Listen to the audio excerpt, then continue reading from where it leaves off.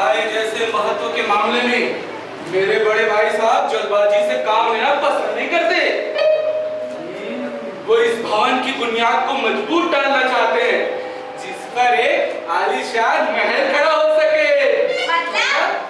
मतलब 1 साल का काम 2 साल में, और कभी कभी तो 3 साल भी लग जाते हैं।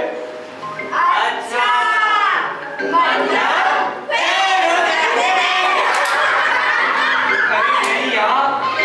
वो इसे फेल होना नहीं मानते।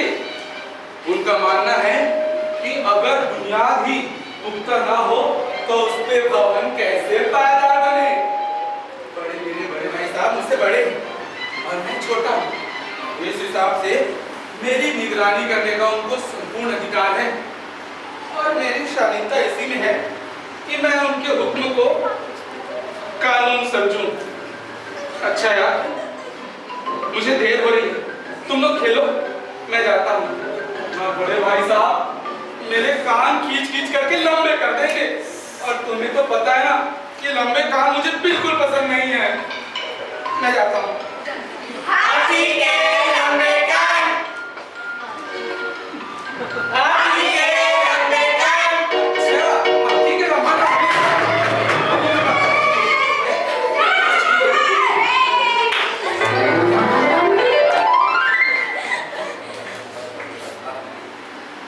सामान ठीक से नहीं रखा।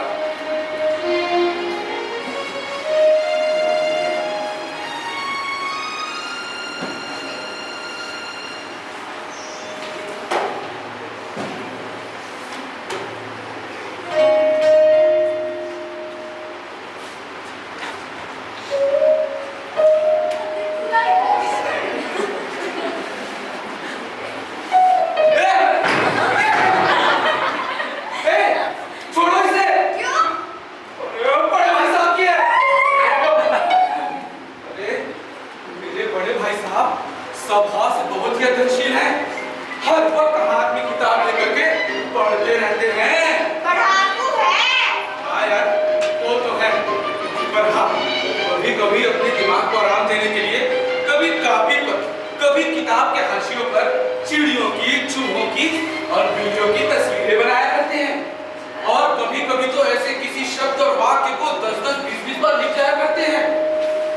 और कभी कभी ऐसी शब्द रचना करते हैं जिसका ना कोई अर्थ होता है और ना ही कोई सामंजस्य।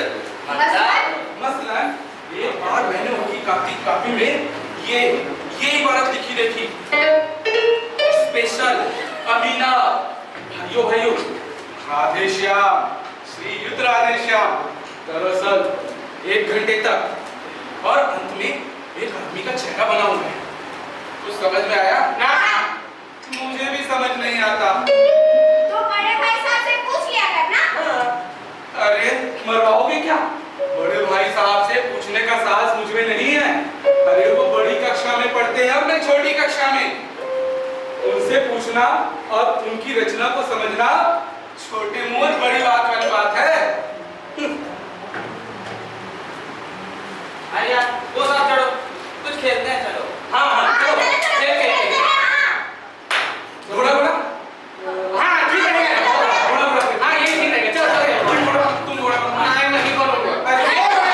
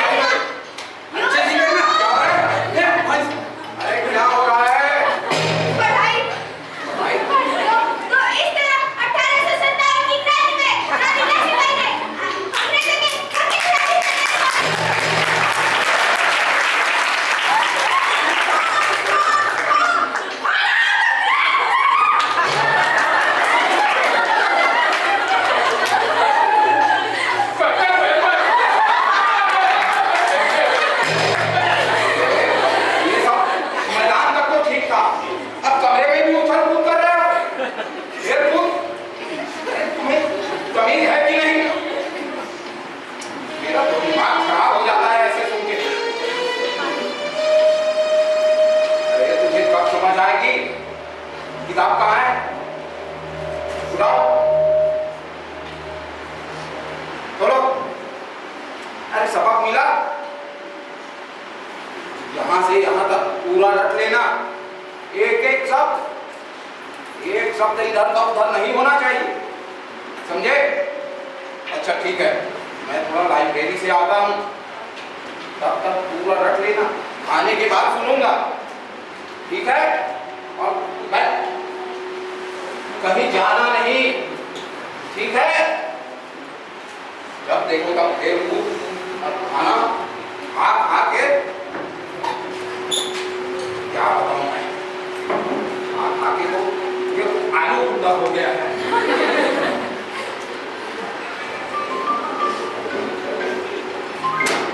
बस यार, बहुत हो गई पढ़ाई।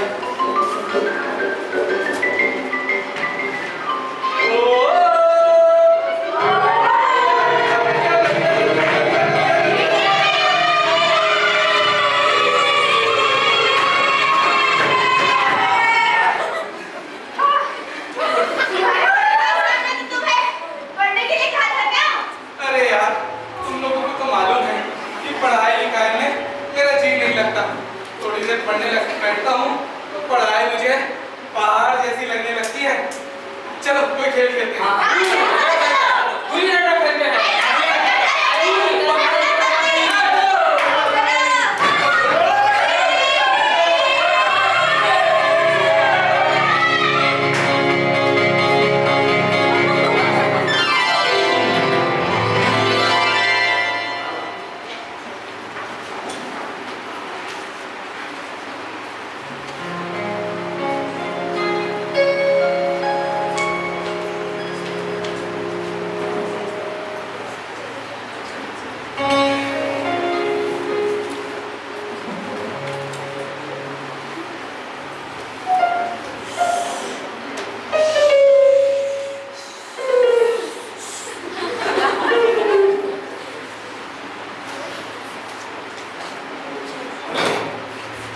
कमरे में तो भाई साहब बैठे हैं। अब क्या करें? जैसे मैं कमरे में जाऊंगा तो उनका रौद्र रूप देखकर मेरे तो होश उड़ जाते हैं यार। और जाते ही उनका पहला प्रश्न होगा, कहाँ थे? और उनके सामने मैं कुछ भी नहीं कह पाऊंगा और मेरी मौन ही मेरे अपराध की स्वीकृति होती है। तो बोल दिया करना यार, मैं खेलने गया था मैदान। अरे कैसी बातें करते हो? भाई साहब के सामने बोलने का मुझ में जरा भी साहस नहीं है। तुम लोग जाओ। हाँ चलो हम लोग ना छुप छुप गाड़ी में चलते हैं।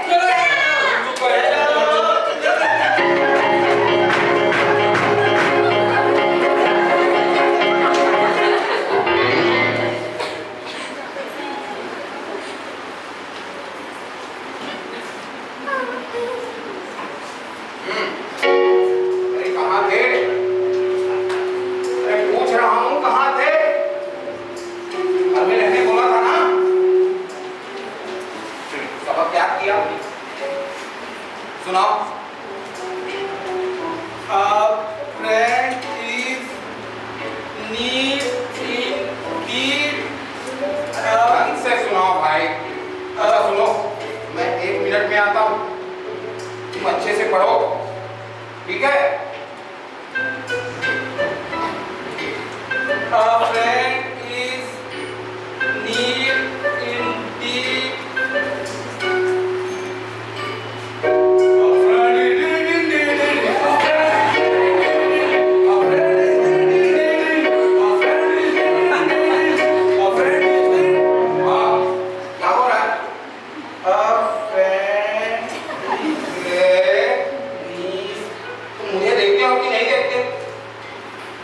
देखते हो ना कितनी मेहनत करता हूँ, कितनी पढ़ाई करता हूँ।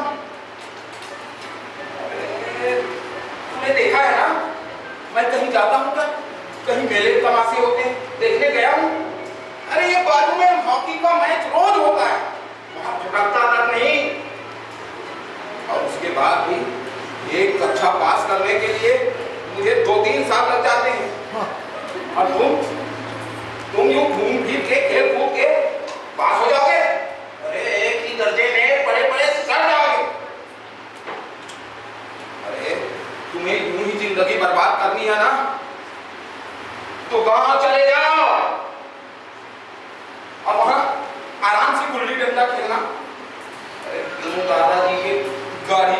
के पैसे बर्बाद कर रहे हो। अरे चलो और सुनो,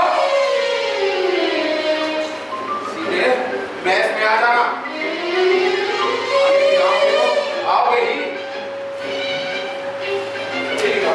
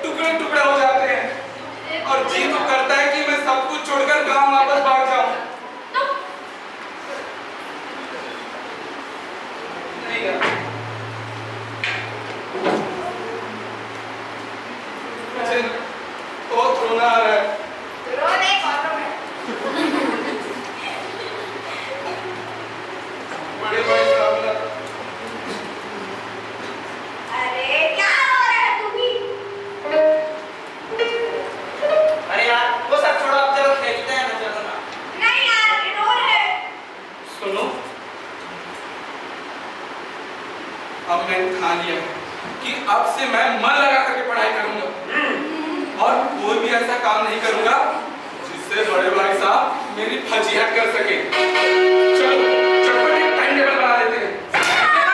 ये टाइम टेबल क्या होता है? अरे बड़े भाई साहब कहते हैं कि किसी भी काम को करने के लिए हमें कुछ योजना बनानी चाहिए, तो हम पढ़ने के लिए टाइम टेबल बनाते हैं। उठना, उठ करके हाथ मुंह धोना और पढ़ने के लिए तैयार हो जाना। और 7 से 8 अंग्रेजी, 8 से 9 विज्ञान, 9 से 10 इतिहास, 10 से 4 स्कूल और 4 से 5 विविध विषय, 6 से 7 सामाजिक विज्ञान, 7 से 8 ग्रामर और 8 से 9 हिंदी, 10 से 11 पर्यावरण और 11 बजे खाना खाना और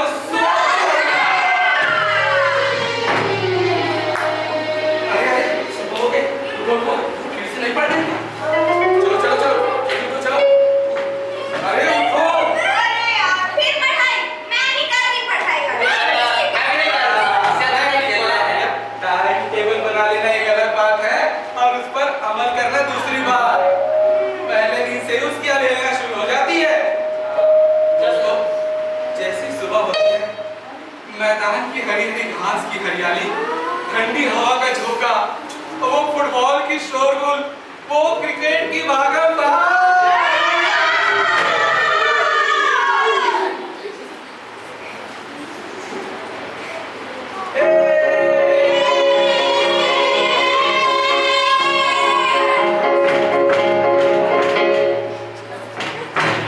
तुम लोग को पता है क्या आज रिजल्ट आने वाला है? अरे यार कहीं मेरा रिजल्ट खराब आया तो बड़े भैया तो मुझे। मेरा तो बहुत अच्छा पेपर है। मेरा भी। चलो मेरा भी। चलो निकलने क्या है, चलो।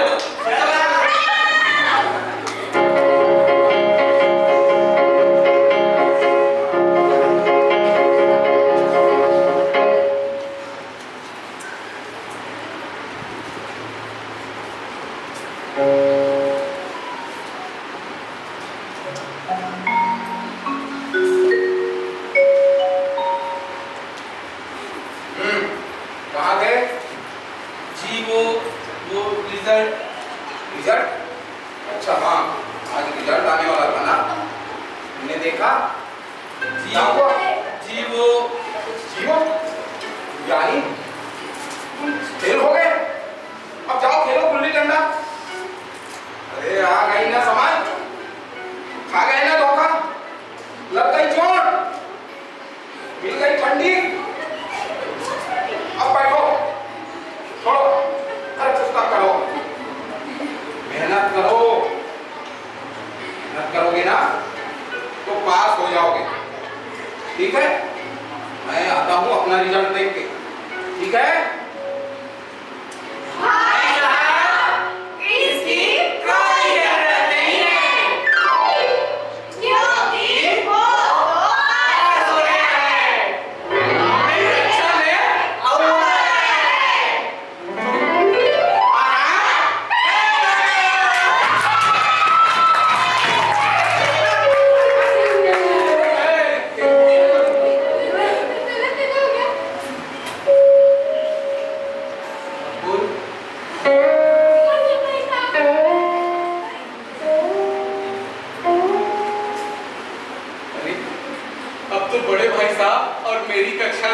2 साल का ही अंतर रह गया है।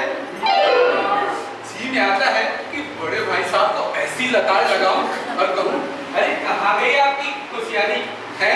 मुझे देखो, मैं खेलते कूदते भी रहा, थोड़ा थोड़ा पढ़ता रहा और कक्षा में पास हो गया, वो भी अव्वल दर्जे से। नहीं यार, मुझे बड़े भाई साहब का उदास चेहरा देख कर ना मेरे मन में उनके लिए धीरे हमदर्दी जाग जाती है और उनके घाव पे नमक डालने के विचार से मुझे लज्जा इस पर जान पड़ता है। अगर बड़े भाई साहब ने फिर से फजीहत की तो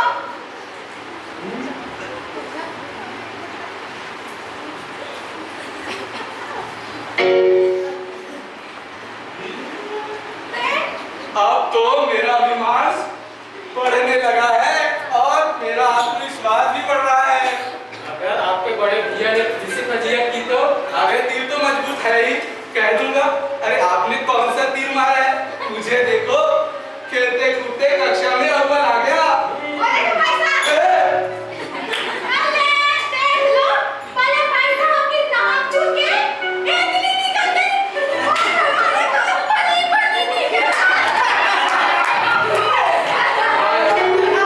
लेकिन एक बात है, मेरे रंग ढंग को देख करके बड़े भाई इस बात को समझ गए हैं कि उनका आतंक मुझ पर अब नहीं चलने वाला है। वो बहुत समझदार है और उनकी सहज बुद्धि बहुत ही तीव्र है। अरे यार वो सब छोड़ो, चलो ना खेलते हैं। चलो चलो खेलते हैं।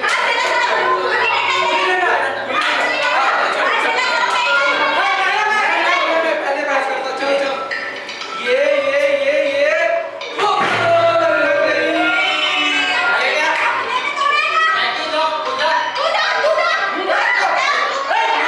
ऐसी करते हैं।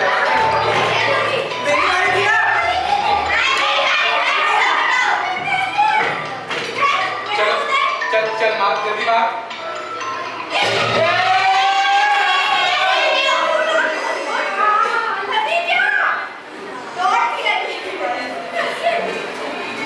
अरे यार, खेलते खेलते वोट से दोपहर हो गई है। तो बड़े भैया हॉस्टल में तलवार लिए मेरा इंतजार कर रहे होंगे कि ये कब आए और कब मैं उसको यूं यूं और यूं करके काट दूं। अब मैं क्या करूं? तुम खाओ मार और हम खाएंगे खाना।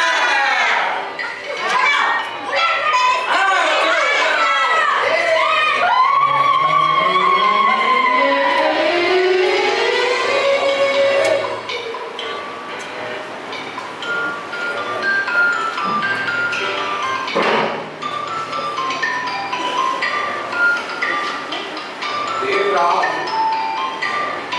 जब से कक्षा में पास हुए हो, अव्वल आए हो, तुम्हारा दिमाग खराब हो गया है। अरे भाई साहब, घमंड तो बड़े बड़ों का नहीं रहा, तुम्हारी क्या हस्ती है? रावण का नाम तो सुना ही होगा। अरे उसके चरित्र से तुमने क्या सबक ले लिया? इम्तिहान पास कर लेना बड़ी चीज नहीं है, बड़ी चीज है बुद्धि का विकास। अरे दो पढ़ो, उसका मतलब समझो। रावण पूरे भूमंडल का स्वामी था, ऐसे राजाओं को छत्रपति कहते हैं ना। अरे सम्राटों को छत्रपति कहते हैं।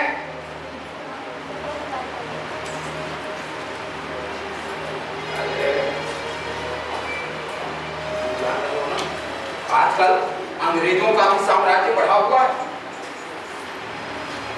लेकिन उन्हें हम नहीं कह सकते।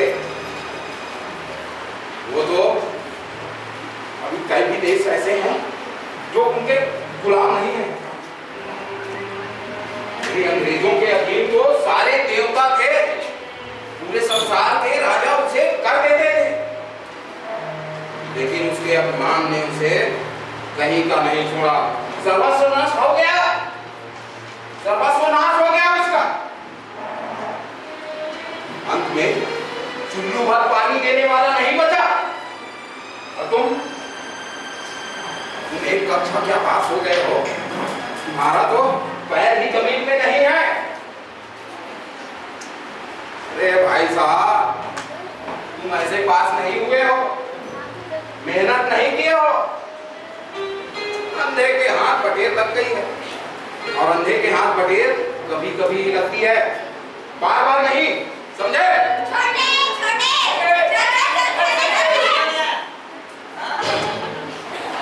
भैया वो किताब अरे भागो, सुन रहे हो ना? अरे गुल्ली डंडा के खेल में कभी कभी अंधे में निशाना लग जाता है। ऐसे लोगों को पक्का खिलाड़ी नहीं कहते। अरे पक्का खिलाड़ी तो वो है जिसका एक निशाना भी ना चूके। सुन रहे हो ना? क्या सुन रहे हो? मैं फेल हो गया हूं तो इसका मतलब ये मत समझो कि मैं तुझे कुछ नहीं कहूंगा।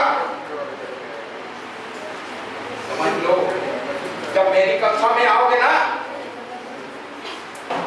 तो अंग्रेजी के शब्द पढ़ने पड़ेंगे।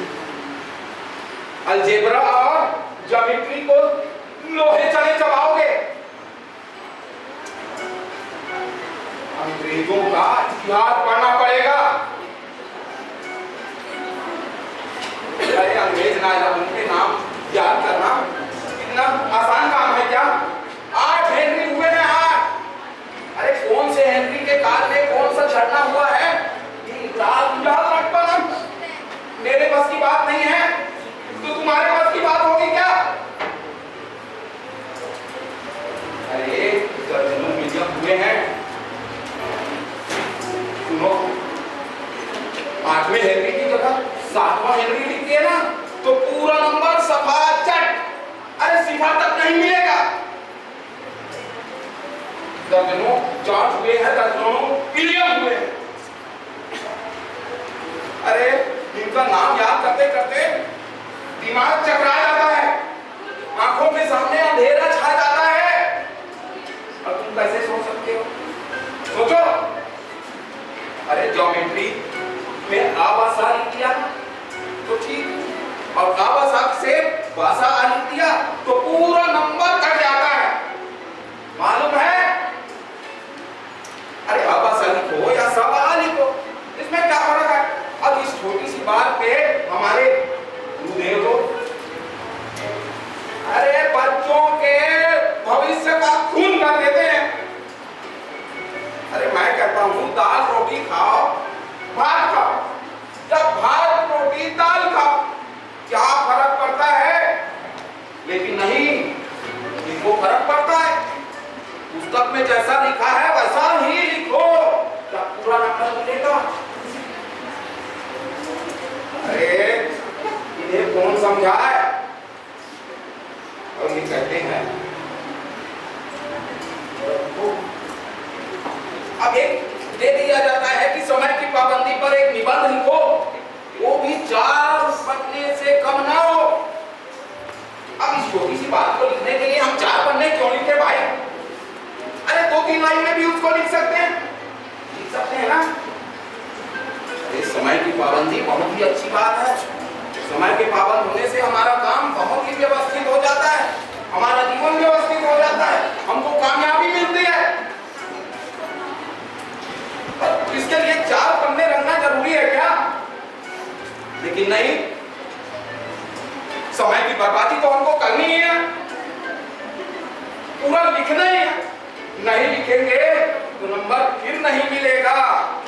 अरे कहते हैं कि संक्षेप में लिखो, निबंध संक्षेप में 4 पन्नों में लिखो। अरे संक्षेप में नहीं कहते तो क्या 100-200 पन्ने लिखवा दे? अरे कहते हैं तेजी से दौड़ो और धीरे भी चलो। अरे हम अब ऐसी उल्टी बात ये करेंगे तो हम कैसे समझेंगे? समझ में आया? गलत कह रहे हैं ना? देखो इस छोटे से बच्चे को समझ में आ रहा है कि ये गलत है, तुम्हारे शिक्षाविदों को समझ में नहीं आ रहा। वो तो कहते हैं कि हम अध्यापक हैं, हम शिक्षाविद हैं, सब चीज जानते हैं। अरे लाला, तुम मेरे दर्जे में आओगे, मेरे कक्षे में आओगे, तब तुमको समझ में आएगा। ये सारे पापड़ तुमको बेलने ही पड़ेंगे और तब तुमको दाल रोटी का भाव पता चलेगा, समझे? छोटे छोटे स्कूल में जाना क्या? चल छोटे स्कूल चल। आ गए, ठीक है, तैयार हो जाओ, जाओ। छोटे स्कूल में जाना क्या? वो तो स्कूल का समय निकट था, वो अपने ईश्वर जाने ये बड़े भैया की उपदेश माला कब समाप्त होती। भोजन किया? और इतना कुछ सुनने के बाद भोजन करने में अरुचि रह गई है। अरे बड़े भैया ने अपनी भाषा का ऐसा भयंकर चित्र खींचा जिसे सुन करके पढ़ने के नाम से मुझे डर लगने लगा है। अरे वो तो मैं उठ करके गाँव नहीं भाग गया, यही गनीमत है।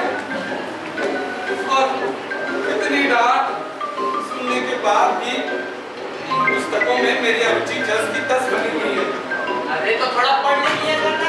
अरे पढ़ता तो हूँ ना, लेकिन इतना जितने में मेरा विधि कार्य पूरा हो जाए और कक्षा में बेइज्जत ना होना पड़े। अरे मेरे दाने से याद आया, मेरा काफी दूर है ना?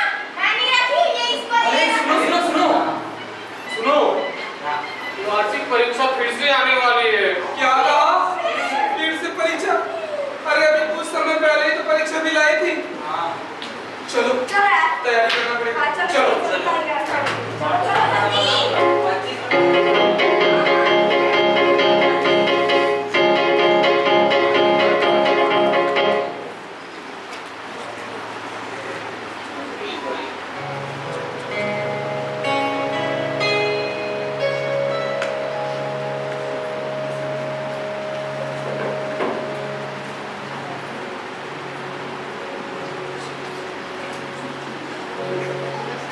भाई साहब, भाई साहब, क्या है? भाई साहब रिजल्ट देख रहे हैं? अरे रिजल्ट भी देख रहा हूँ। पिछली बार तुम लोगों ने देखा था ना? मैंने देखा था। देखो जरा। अरे चलो जाओ।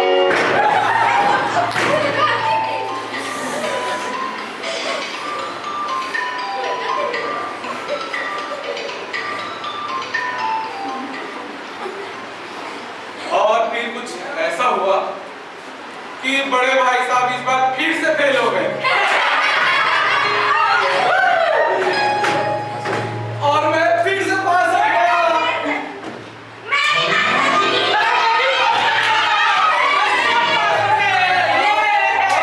मैं कक्षा में फिर से अव्वल आया हूँ। मुझे बड़ा अचरज होता है कि मैंने तो इतनी अच्छे से पढ़ाई की, मैं पास कैसे हो गया और अव्वल कैसे आ गया, जबकि बड़े भैया ने दिन रात प्राणांतक परिश्रम किया था। सुबह से लेकर शाम तक, शाम से लेकर रात तक, हर एक कोर्स का एक एक शब्द तक बोल करके पी गए थे।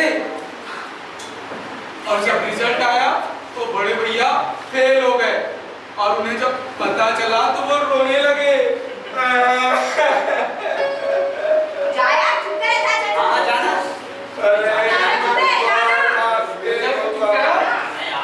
कितनी मेहनत करता हूँ फिर भी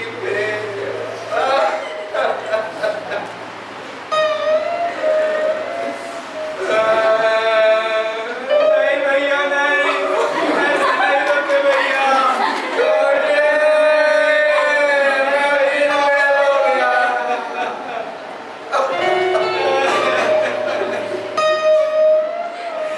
अरे बड़े भैया के साथ मैं भी अगर फेल हो गया होता तो उन्हें इतना दुख नहीं होता। अरे विधि के विधान को कौन बदल सकता है? अरे अब तो तेरे और मेरे भाई साहब के बीच में सिर्फ एक साल नहीं अंतर है क्या? अरे हाँ यार, अगर तेरे बड़े भाई साहब एक साल और फेल हो गए तो तुम दोनों एक ही कक्षा में तो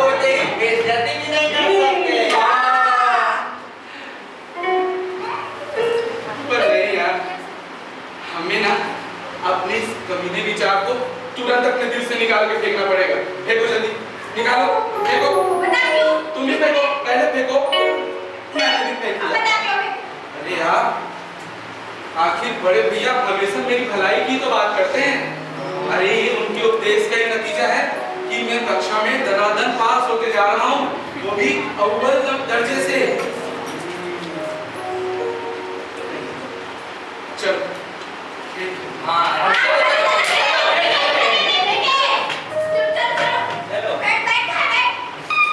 अरे बैटिंग कौन कर रहा है? मैं बात करूँ, मैं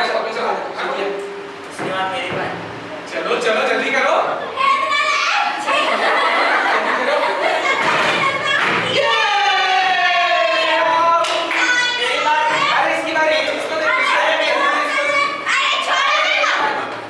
चलो चलो और लो ये लो बॉल चलिए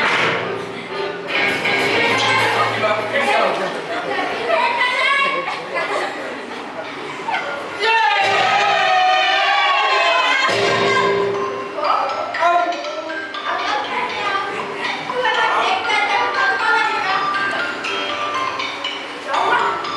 सामने खेलते हुए देख रहे हैं ये यार, लेकिन एक बात तो है, आजकल बड़े भैया मुझे डांटने का अवसर पा करके भी मुझे डांट नहीं लगाते हैं और मेरे प्रति उनका व्यवहार नम्र हो चला है और इसी का नतीजा है कि मैं उनकी नम्रता का गलत फायदा उठा रहा हूँ। पढ़ाई में कम, खेलने में ज्यादा ध्यान रहता है मेरा। तो सुनो, आज मेरे मन में एक कुटिल भावना ने जन्म लिया है। फिर से उसकी दौलत को निकालो और बाहर में चलो खेल खेल चलो चलो चलो चलो चलो चलो फेंको फेंको जल्दी फेंको। अरे पकड़ा अरे वो फेंको फेंको जल्दी फेंको।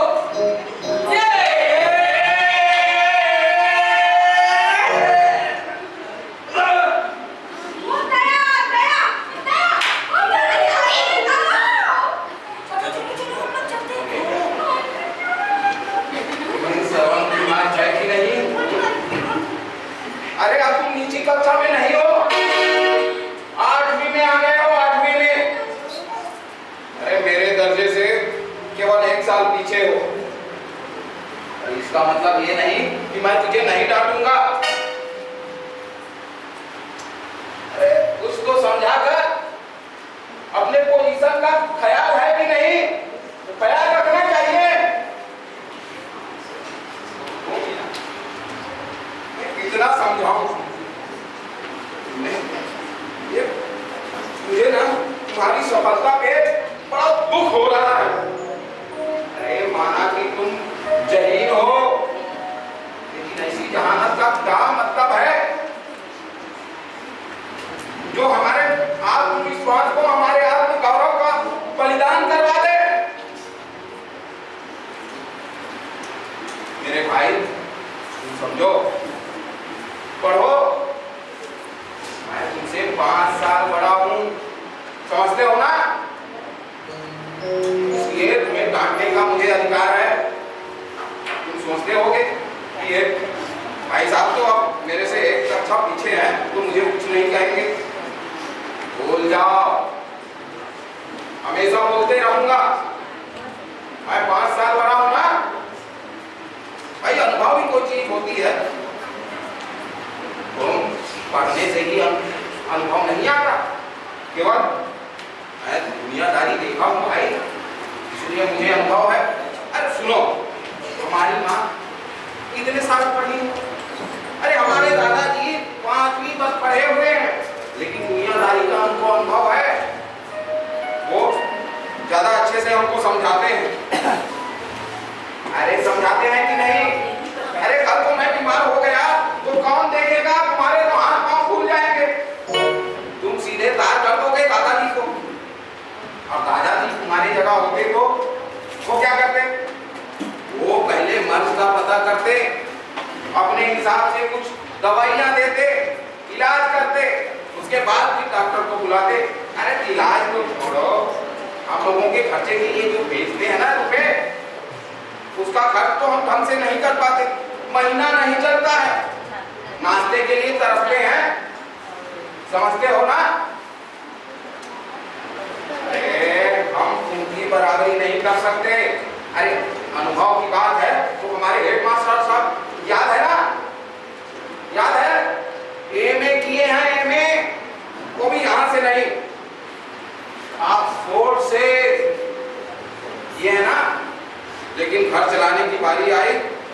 उनका घर भी नहीं चल पाता था, लेकिन जब से उनकी बूढ़ी अम्मा ने घर का कारोबार संभाला तब से लक्ष्मी आने लगी, पूरा घर अच्छे से चलने लगा। हमारे दादाजी हमसे कम खर्च में भी आधी जिंदगी काट चुके हैं, वो भी 10-10 परिवार को लेके। तुम कब समझोगे भाई? मैं तुमसे 5 साल बड़ा हूँ, अनुभव में भी बड़ा हूँ, तुम मेरी बराबरी नहीं कर सकते, भले ही तुम मेरे कक्षा से आगे चले जाओ, है कि नहीं? समझ रहे हो ना? अरे इस समय मेरी बातें तुम्हें जहर लग रही होगी, लेकिन मैं सच्ची बात कह रहा हूं, गांठ बांध लो इसे। समझा समझा के थक गया हूं मैं। आप भैया, आपकी न्यायबुद्धि के सामने मैं नतमस्तक हो गया हूं और मुझे अपनी लघुता का भी एहसास हो रहा है। आपके लिए मेरे मन में श्रद्धा के भाव भी जाग रहे हैं। आप जो भी मुझसे मेरे बारे में कहते हैं वो सदैव मेरी भलाई के लिए ही कहते हैं। मैं आपकी बातों का बुरा नहीं मान सकता भैया। मेरे भाई, मैं तुझे खेलने से मना नहीं करता। अरे मेरा जी भी लग जाता है खेलने को, कभी गुल्ली डंडा खेलूं, कभी कंचे खेलूं, लेकिन मेरे भाई मैं खुद ही बेराह चलूं तो तुझे कैसे राह दिखाऊं, कैसे समझाऊं? आखिर तुम्हारी जिम्मेदारी भी तो मेरे सर पे है। मेरे भाई, अब मैं तुम्हें नहीं रोकूंगा, तुम्हें जैसा मर्जी हो ऐसा करना।